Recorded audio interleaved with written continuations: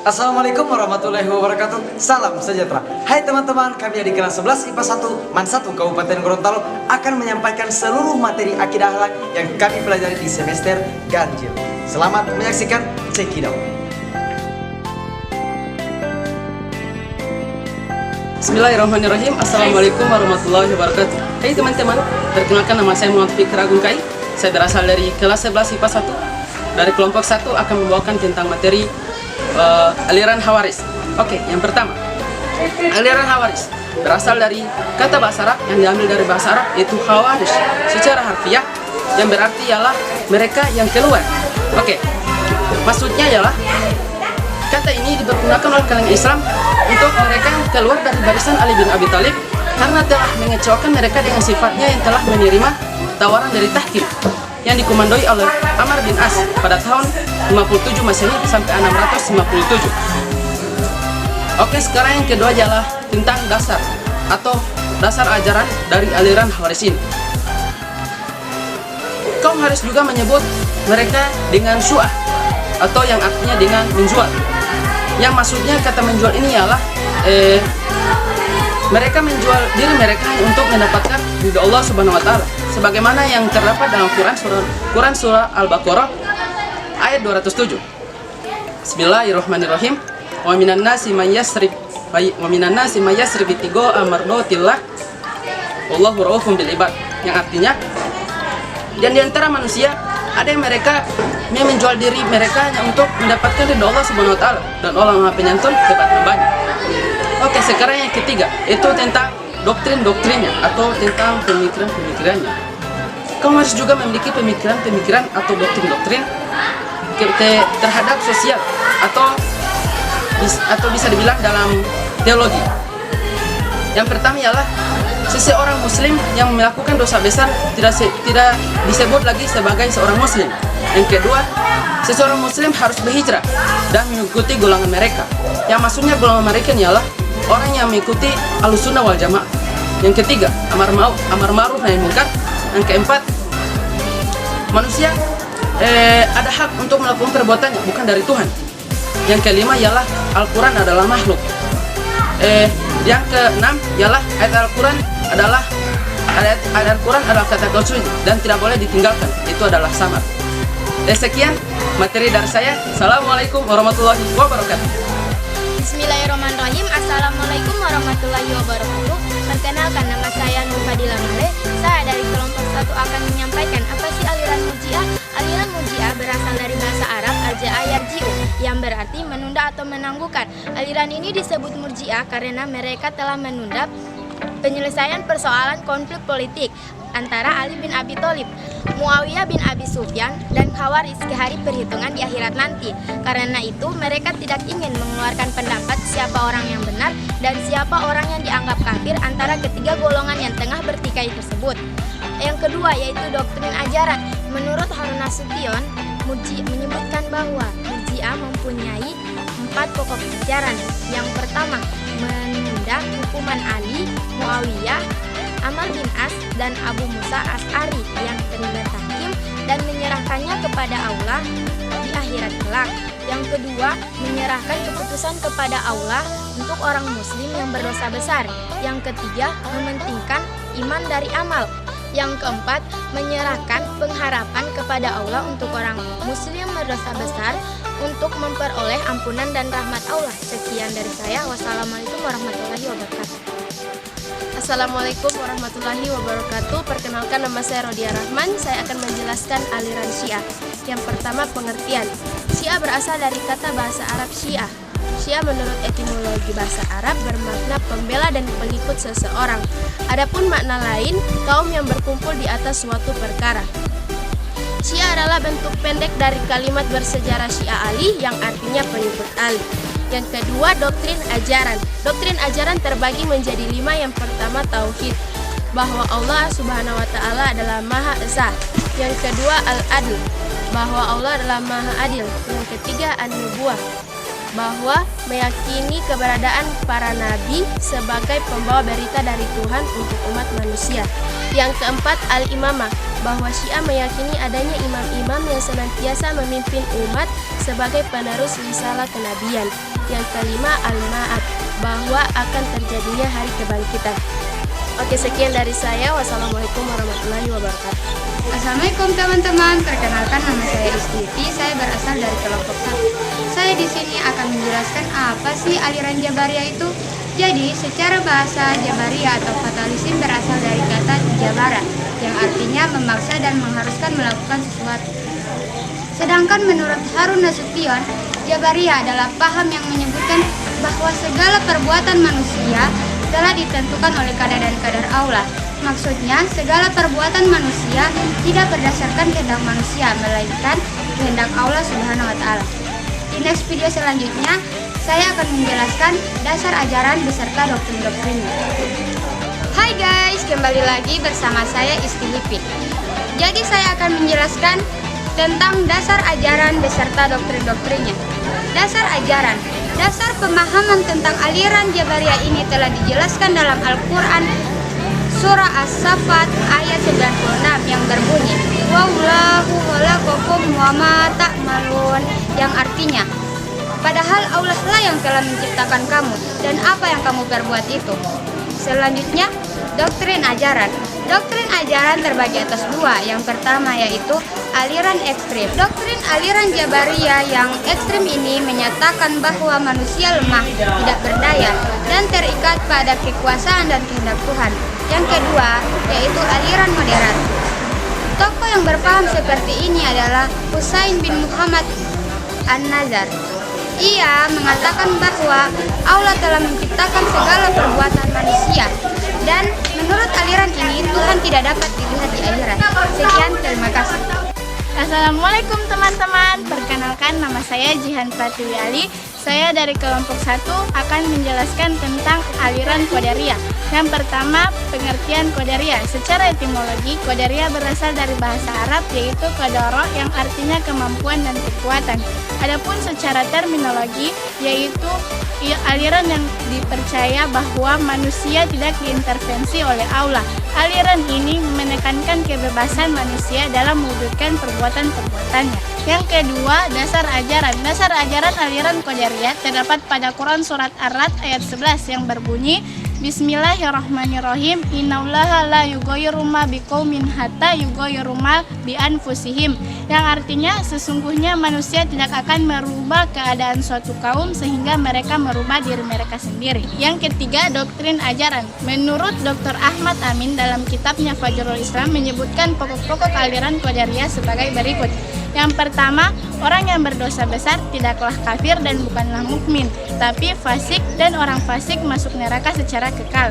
Yang kedua, Allah Subhanahu wa Ta'ala tidak menciptakan amal perbuatan manusia, melainkan manusialah yang menciptakannya.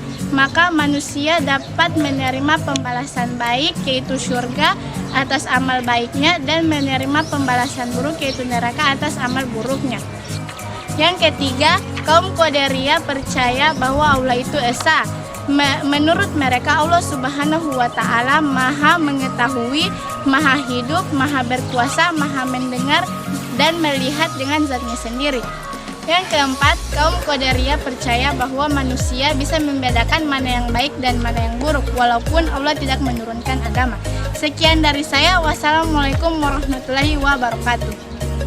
Assalamualaikum warahmatullahi wabarakatuh. Hai teman-teman, perkenalkan nama saya Putri Nabila Lasofu. Saya akan menjelaskan aliran Mu'tazilah. Pengertian, Mu'tazilah berasal dari kata i'tizal yang artinya memisahkan diri. Mu'tazilah adalah aliran pemikiran yang banyak terpengaruhi oleh filsafat barat sehingga cenderung menggunakan rasio sebagai dasar argumentasi. Doktrin ajaran At-Tauhid. Dalam buku Ahmad Hanafi, Teologi Islam dikutip dari pandangan Al-Asy'ari, mengatakan bahwa Mu'tazilah menafsirkan tauhid sebagai berikut. Tuhan itu esa, tidak ada yang menyamainya, bukan benda, bukan arat, bukan jauhar, tidak dapat disifati dengan sifat-sifat yang ada pada makhluknya yang menunjukkan ketidakazaliannya. Yang kedua, al-adl. Paham keadilan yang dihendaki Mu'tazilah adalah bahwa Allah tidak menghendaki keburukan dan tidak menciptakan perbuatan manusia dan manusia wajib mengerjakan perintah-perintahnya dan menjauhi segala larangan-larangannya. larangan-larangannya yang telah ditentukan oleh Allah kepada diri manusia itu. Yang ketiga, al-wa'ad wa al-wa'id, bahwa Allah wajib memenuhi janjinya bagi pelaku kebaikan agar dimasukkan ke dalam surga dan pelaku dosa besar dimasukkan ke dalam neraka dan kekal di dalamnya. Yang keempat, al-manzilah ba'id al-manzilati. Menurut Mu'tazilah, maksudnya adalah suatu tempat antara surga dan neraka sebagai konsekuensi pemahaman yang mengatakan bahwa pelaku dosa besar adalah fasik, tidak dikatakan beriman dan tidak pula dikatakan kafir. Dia tidak berhak dihukumkan beriman dan tidak pula kafir, dan dihukumkan munafik karena sesungguhnya munafik dapat dikatakan kafir ketika telah diketahui kenifakannya. Yang terakhir, amar ma'ruf nahi munkar. Menurut Mu'tazilah, dalam keadaan normal, pelaksanaan al-amru bil ma'ruf wa nahyu anil munkar dapat cukup dengan seruan saja, tidak perlu ada kekerasan. Tapi dalam keadaan terpaksa perlu ada kekerasan. Sekian penjelasan saya. Terima kasih. Wassalamualaikum warahmatullahi wabarakatuh. Dadah. Aliran Ahlus Sunnah wal Jamaah. Apa ya? Aliran Ahlus Sunnah wal Jamaah.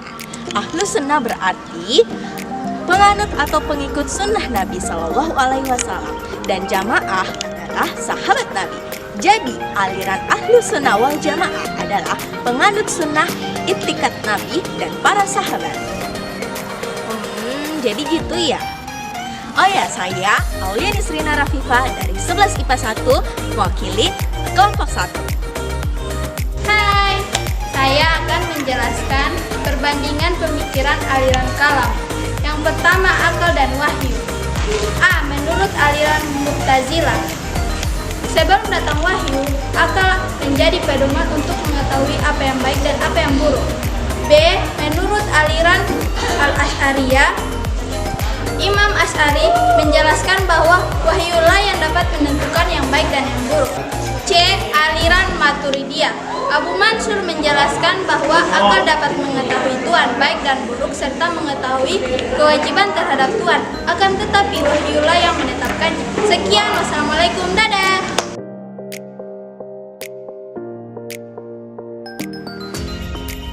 Assalamualaikum warahmatullahi wabarakatuh. Perkenalkan, nama saya Dwi Afriani Daud. Di sini saya akan menjelaskan pengertian dari mabuk-mabukan. Mabuk-mabukan adalah suatu kegiatan mengonsumsi minuman keras. Dalam pandangan Islam, minuman keras diistilahkan sebagai khamar, yang artinya menghalangi atau menutupi. Khamar mempunyai pengaruh negatif yang dapat menutupi atau melenyapkan akal pikiran. Assalamualaikum warahmatullahi wabarakatuh. Perkenalkan, nama saya Siti Hairul Salamuddin. Di sini saya akan menyebutkan dan menjelaskan jenis-jenis minuman yang memabukkan. Yang pertama, bir. Secara harfiah, bir berarti segala minuman alkohol yang diproduksi melalui proses fermentasi bahan nabati dan tidak melalui proses penyulingan setelah fermentasi. Proses pembuatan bir disebut sebagai brewing. Yang kedua adalah brandy, berasal dari bahasa Belanda yaitu brandewijn. Adalah istilah umum untuk minuman anggur hasil distilasi dan biasanya memiliki kadar etil alkohol sekitar 40-60%. Yang ketiga adalah vodka, berasal dari bahasa Polandia yaitu wodka. Adalah sejenis minuman beralkohol berkadar tinggi, bening dan tidak berwarna yang biasanya disuling dari gandum yang difermentasi. Vodka biasanya memiliki kadar alkohol sekitar 35-60% dari isinya. Assalamualaikum warahmatullahi wabarakatuh. Perkenalkan, nama saya Adi Hidayat Faluku. Di sini saya akan menjelaskan dalil atau dasar hukum dari mabuk-mabukan. Dasar hukum mabuk-mabukan tercantum dalam Quran surat Al-Maidah ayat 90 yang berbunyi, A'udzubillahi minasyaitonirrajim. Bismillahirrahmanirrahim.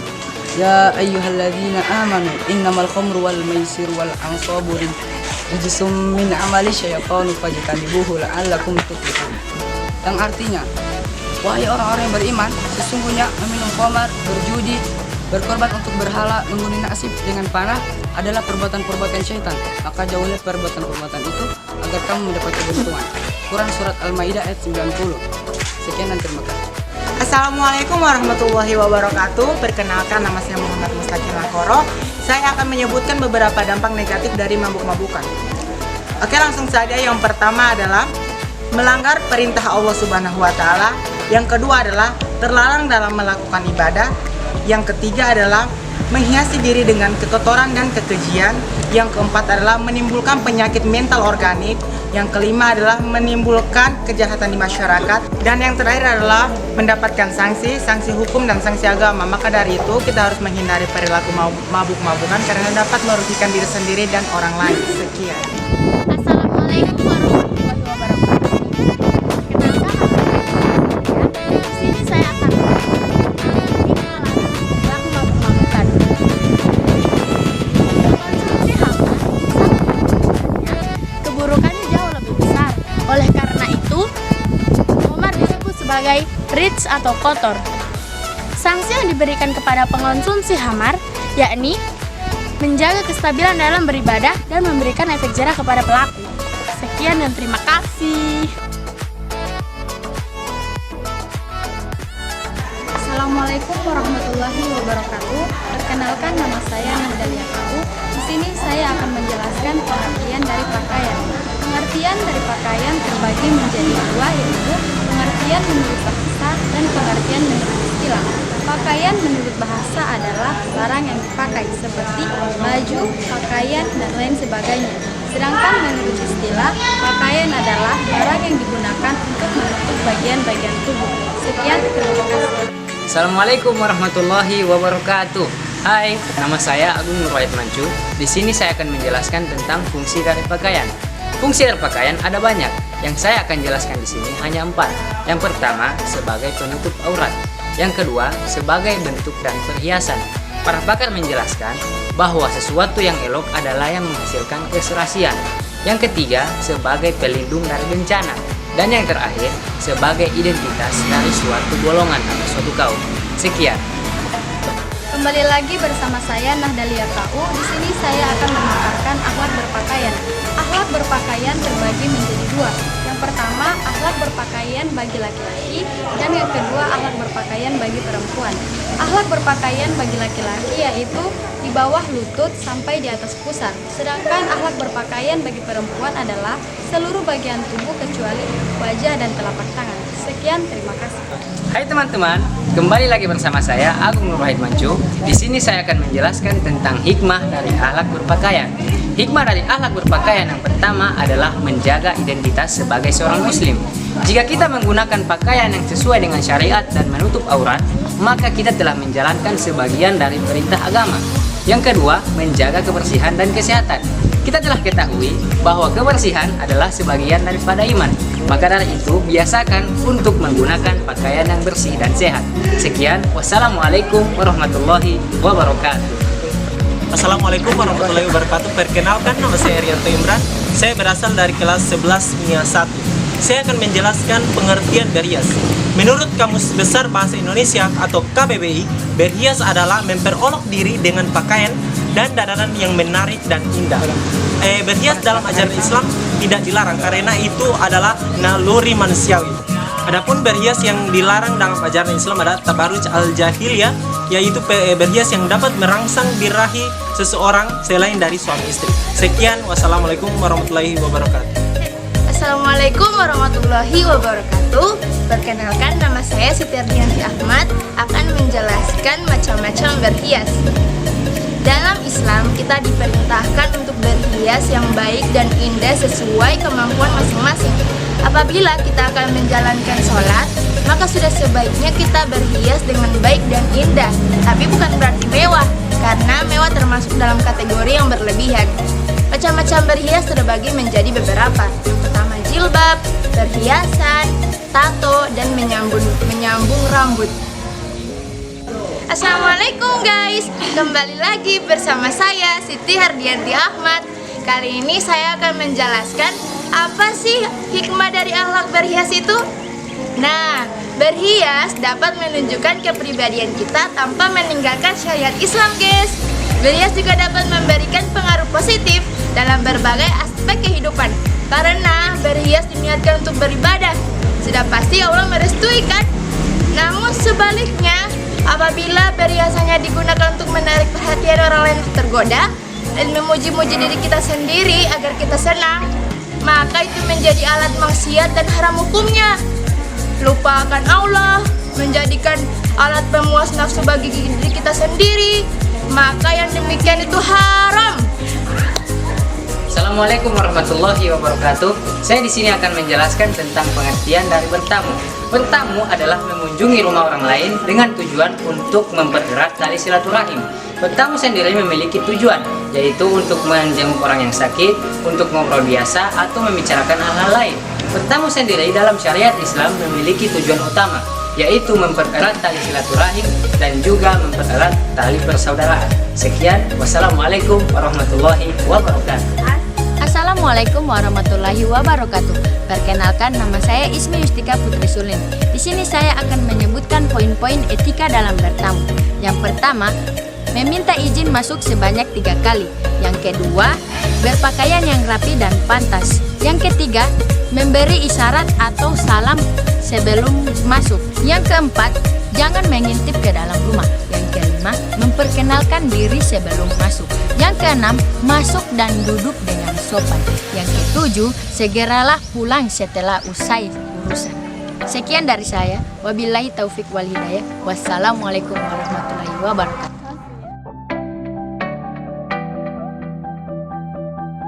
Hai teman-teman, kembali lagi nih bersama saya Fadli Al-Mubarak. Nah, kali ini kita akan mempelajari tentang kisah teladan dari Uwais Al-Qarni dan Fatimah Az-Zahra, putri Rasulullah yang paling terpopuler. Ikuti terus ya. Assalamualaikum warahmatullahi wabarakatuh. Saya Alif Pamoilo akan memperkenalkan siapa sih Uwais Al-Qarni. Nah, Uwais Al-Qarni adalah manusia. Iya, manusia, tapi dia bukan manusia biasa loh. Dia adalah makhluk langit yang sangat berbakti kepada ibunya. Dan yang paling menakjubkan adalah mukjizatnya. Kira-kira apa sih mukjizat Uwais Al-Qarni? Mukjizat Uwais Al-Qarni yaitu sama seperti Rasulullah loh, yakni semua doanya akan dikabulkan oleh Allah Subhanahu wa taala. Gimana? Hebat kan? Nah, lebih jelasnya ikuti terus ya kisah teladan Uwais Al-Qarni. Dadah. Hai, perkenalkan nama saya Fitri Amiri. Saya akan menjelaskan kisah tentang Uwais Al-Qarni. Uwais Al-Qarni adalah makhluk langit yang sangat berbakti kepada kedua orang tuanya, terutama ibunya. Kita sebagai pelajar pasti sudah berbakti kepada kedua orang tua kita. Tapi bedanya dengan Uwais Al-Qarni, dia tidak pernah meninggalkan ibunya semenit pun. Bahkan pada saat makan, minum, tidur pun ditemani dan disiapkan oleh Uwais Al-Qarni. Pada suatu kisah, Uwais Al-Qarni meninggalkan ibunya untuk beberapa hari, tapi melainkan bukan untuk apa-apa loh, tapi karena cita-cita dan keinginan Uwais Al-Qarni untuk berteman dengan manusia paling mulia, yaitu Rasulullah SAW. Bagaimana? Bagus kan kisah Uwais Al-Qarni? Ikuti terus ya, check it out. Halo teman-teman, nah kembali lagi bersama saya Fadli Al-Mubarak. Nah, di sini saya akan lebih mendetailkan siapa sih itu Uwais Al-Qarni, siapa sih itu Fatimah Az-Zahra. Nah, kan teman kami sudah menyampaikan tentang siapa itu Uwais Al-Qarni. Ya, Uwais Al-Qarni adalah makhluk langit yang diturunkan oleh Allah untuk mendoakan umat Islam ke depannya. Nah, karena Uwais Al-Qarni itu adalah makhluk langit yang sangat berbakti kepada kedua orang tuanya, Uwais Al-Qarni itu tidak pernah meninggalkan orang tuanya semenit pun. Jadi ketika Uwais Al-Qarni ingin bertemu dengan Rasulullah yang sangat mulia, beliau menyiapkan beberapa makanan untuk beberapa hari untuk ibunya yang ditinggalkan di rumah. Nah, seketika ia sampai ke Mekah untuk bertemu dengan Rasulullah, ternyata Rasulullah sedang berada di medan perang. Akhirnya beliau tidak lagi menunggu karena beliau mengingat akan ibunya yang di rumah yang ditinggalkannya dengan makanan yang cukup.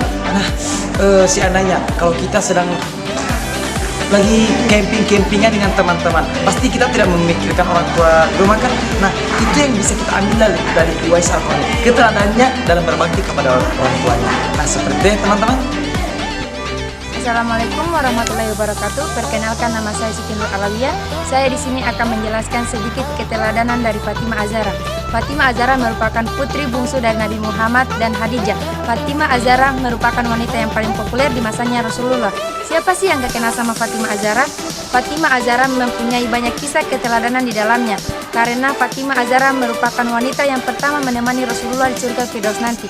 Pengen tahu ceritanya lebih jelas? Ikuti kami terus ya, bye-bye. Assalamualaikum warahmatullahi wabarakatuh. Perkenalkan, nama saya Siti Alvin Hatla. Saya akan menjelaskan kisah teladan Fatimah Zahra. Sejak kecil, ia terlahir dari perempuan yang sangat cantik dan memiliki kecerdasan yang sangat mengenaskan.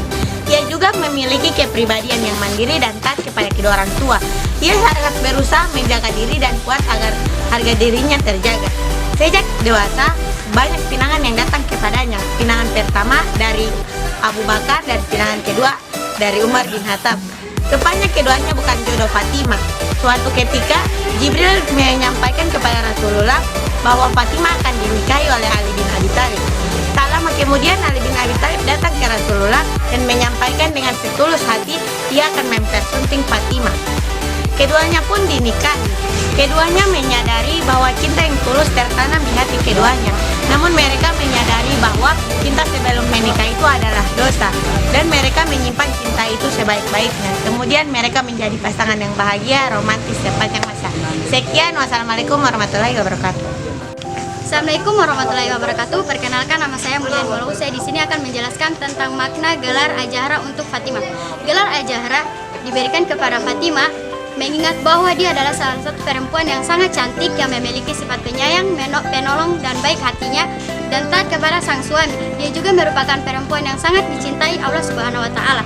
Ia bahkan menjadi ummu mukminin yang dijamin masuk surga. Sekian dari saya. Wassalamualaikum warahmatullahi wabarakatuh.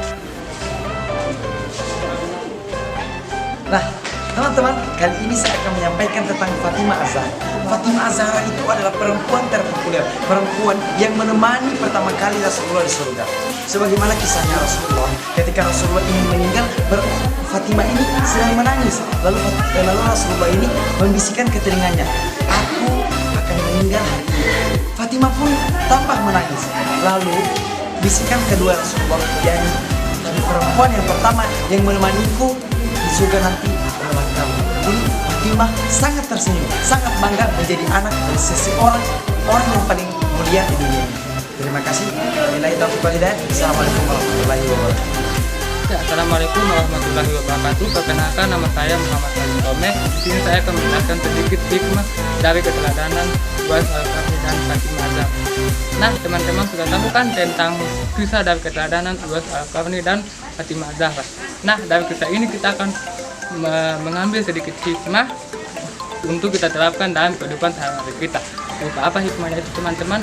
Pertama, kita harus berbakti kepada orang tua, sebagaimana dicontohkan oleh Uwais Al-Qarni, berbakti kepada orang tuanya dengan sebaik-baik hati. Yang kedua, kita harus selalu ikhlas. Yang ketiga, kita harus selalu sabar dalam menghadapi ujian berat maupun ujian ringan, tantangan maupun rintangan yang dihadapi. Yang keempat adalah kita harus selalu berusaha, bekerja keras, dan tidak mudah putus asa. Sekian dari saya. Wassalamualaikum warahmatullahi wabarakatuh.